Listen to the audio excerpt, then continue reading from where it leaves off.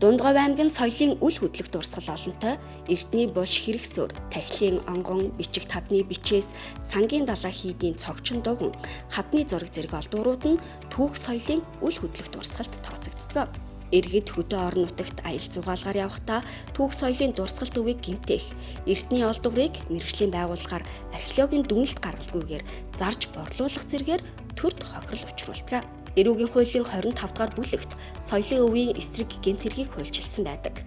Түүх соёлын дурсгалт зүйл болон үл хөдлөх дурсгалыг эвдэх, гэмтэх, устгах, соёлын биет өвийг завших, өргөдүүлэх, хууль бус худалдааг зохион байгуулах, зуучлах, хууль бусаар археолог, палеонтологийн хайгуул малтлах их зэрэг үйлдэлүүдийг гэмт хэрэгт тооцдог юм а. За Дундгой аймгийн соёлын бие дүүгээр баялаг нутаг юм. За үүнтэй холбогдуулаад Дундгой аймгийн хэмжээнд соёлын үеийн эсрэг гэмт хэрэгүүд цөөнгүй үлддэг.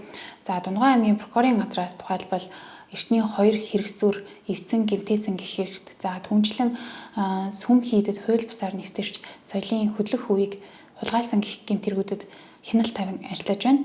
За иргэд соёлын үеийн эсрэг гэмтэргийн талаар их зүүн мэдлэггүйгээс хөдөө орон нутагт аялал зугаалгаар явахдаа хөшөө дурсгал дээр юм бичих, за юм зурах, за эсвэл сүйд асгах зэргээр соёлын бие дүү эвдэж гэмтээж устгаж байдаг. За түүнчлэн альва археологийн олдвор олдсон тохиолдолд энийг хуулийн дагуу бүртгэлжүүлэх шаардлагатай гэдгийг мэддэггүй улмаас энэ гэмт хэрэгт бол холбогдох тохиолдлууд бол цөөнгүй гардаг.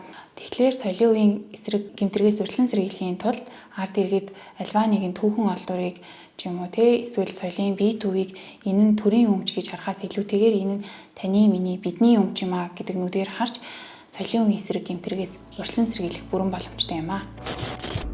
Соёлын өвийг хамгаалах тухай хуульд түүх, соёл шинжлэх ухааны ач холбогдол бүхий үнэт зүйл оршин байгаа нутаг дэвсгэр газрын хэвлэлийн төрийн хамгаалтад байх бөгөөд альва олдвор нь төрийн өмч мөн гэж заасан байдаг.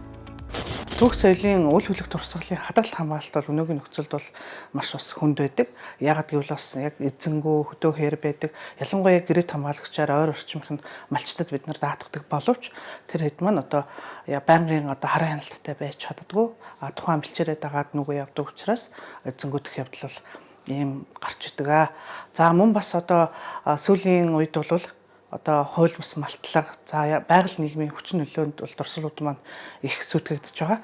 Ялангуяа зах зээлийн нийгэмчилснээс хойш уул уурхай, за мөн бас хүний хууль бус малтлага гих зүйл нийгмийн өгчин зүйлүүд бол их эрсдэж байгаа. Иргэдийн соёлын үеийн боловсрол, хууль эрх зүйн мэдлэг дутагмаас болоод энэ түүх соёлын дурсгал маань сүйтэж тоногдож, дээрэмдэж, эвдэрч гэмтэж байгаа учраас бид нар хуулийн байгууллага буюу прокурорын байгууллагатай хамтарч иргэдийн соёлын боловсрол, хууль эрх зүйн боловсролыг дээшлэх тал дээр хамтран ажиллаж байна.